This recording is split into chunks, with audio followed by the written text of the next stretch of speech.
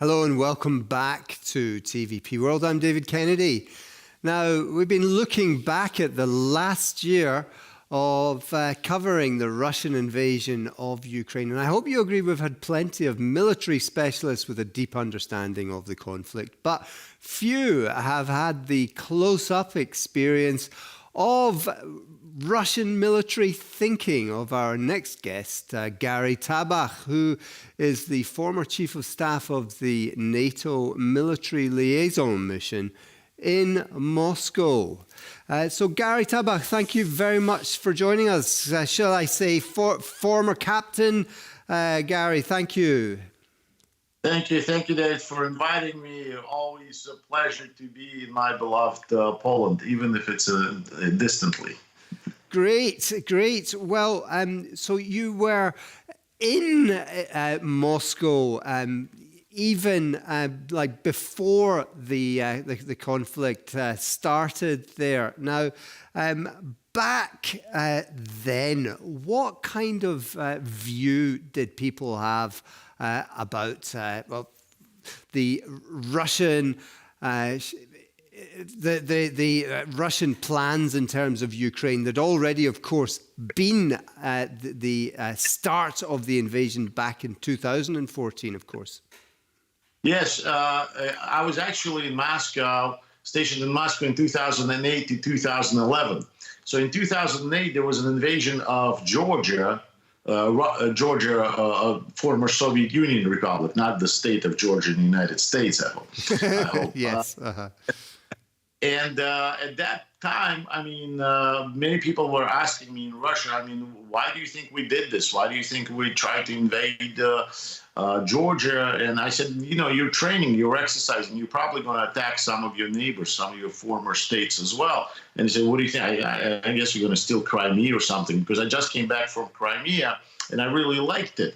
And there were already all this kind of talks about NATO is going to be here, NATO is going to, and it's typical Soviet approach, saying if we won't go into Afghanistan, then NATO is going to be here. If we don't, if we don't go into Georgia, NATO is going to be here. If we don't go into Crimea, NATO is going to be here.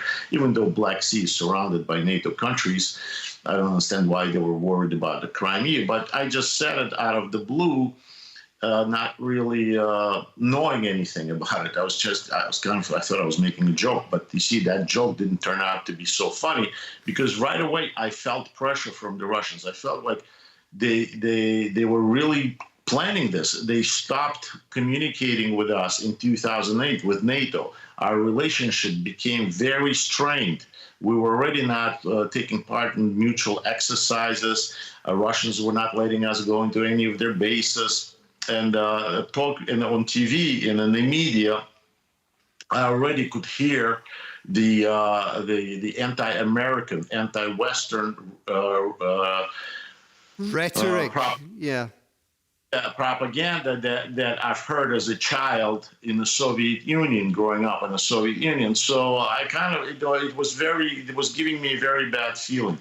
And last year, when I was in Ukraine, at this time, and that day, from the 23rd to the 24th, when the war started, I really had a difficult time, saying, oh my God, my scariest thoughts came true, because really up to the last minute, really didn't believe that he would do something like that, that KGB thug, that KGB criminal, it's not his style, just to go and start World War III like that. But nevertheless, as we say in the military, you got to be prepared for everything, and you should expect from dictators anything, from a crocodile, expect unpredictable behavior. Exactly. Now, we saw President Biden meet Vladimir Putin in Switzerland in the summer of 2021. Do you think at that point that the US was actually predicting a full-scale invasion? I don't know. I think that our head of the CIA, Mr. Brennan, who used to be also the ambassador to Russia and was kind of friends with Putin, because he was the only ambassador that Putin hosts himself. Usually it's not a protocol like that. And he wrote, and Mr. Brennan wrote in his book that Ukraine and Georgia should not be part of NATO and things like this. He was very pro-Russian, pro-Putin, even in his book. And then when he started, when this administration took office in 2021, January, all of a sudden Mr. Brennan started visiting Russia quite often. Considering he was head of the CIA, why would CIA travel to Russia and stay overnight there? It was unprecedented because what could they share? I mean, how to spy on each other? They're sharing this. I mean, this is two spy agencies, and he's the one that again, it's in his book. I'm just repeating what he said in his book. He's saying that Putin told them that he was going to invade Ukraine around mid-February, and that he was it's going to take him 48, 72 hours to reach to Kiev and invade Kiev and change the leadership there. And this is when President Biden offered President Zelensky to abandon Ukraine and to get asylum in the United States, which President Zelensky refused and said, "I don't need." And it became a man. He says, "I don't need taxi. I need weapons." Yes. And right. So I think it was at that time that they had really the information from Putin himself, not some sort of intelligence work. And these spy guys, they like to take a lot of credit, saying, "Oh, we found this out and found that out." Well, but I think I think Putin himself just told us that this is what he was going to do. Well, exactly. I mean, there was also in the months which were leading up to the war, they were sort of engaged in what they called military operations, training ops on the border, but they were already amassing forces there. Now, even at that stage, I mean, there were Ukrainian journalists watching Ukrainian TV. There were many people who were sort of saying, well, yes, there may indeed be a greater force going into those occupied territories of the Donbass, but they wouldn't come into Kiev.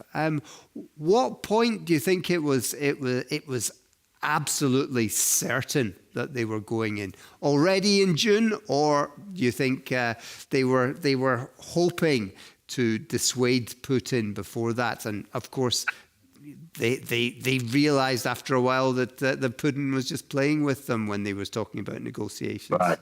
You shouldn't play with fire. You shouldn't play with the KGB agents. They're not nice people. But David, I please don't take it as an insult. But journalists and a lot of sensational people, they like to talk about things. They like to present things to get this is their business, to get views and to make it more interesting and to make it so. But the professional people, the professional military generals, among them, General Keenan, General Kenneth in the United States, they're general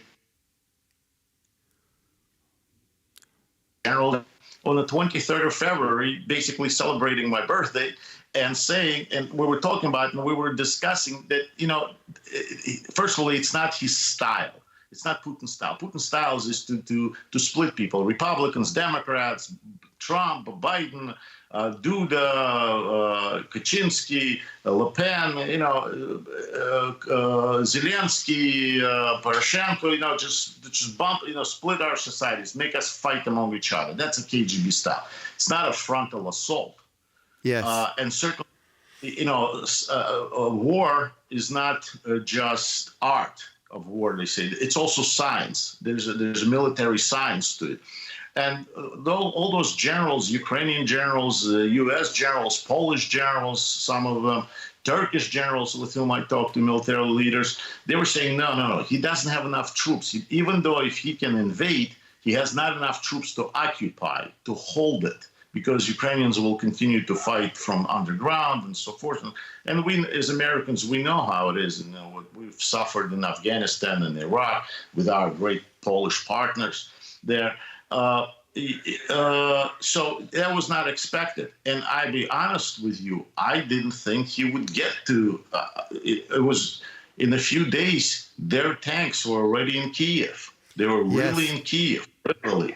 But the Ukrainian people were able, not to panic, I've seen them organize on the streets, regular civilians grabbing guns, grabbing, RPGs, anti-tank weapons, and they're saying we're not going to give up. We're going to push them out. Yes. And I think Russia did not expect that. They did not expect that. I think because of corruption in Russia, because of telling the Tsar what he wants to hear, they expected that they were just going to walk in and the Russian-speaking Ukrainians are going to accept them as the liberators. Yes. And President Zelensky is just what they called him, a clown. He's an actor. He's not going to be fighting. He's just going to take off.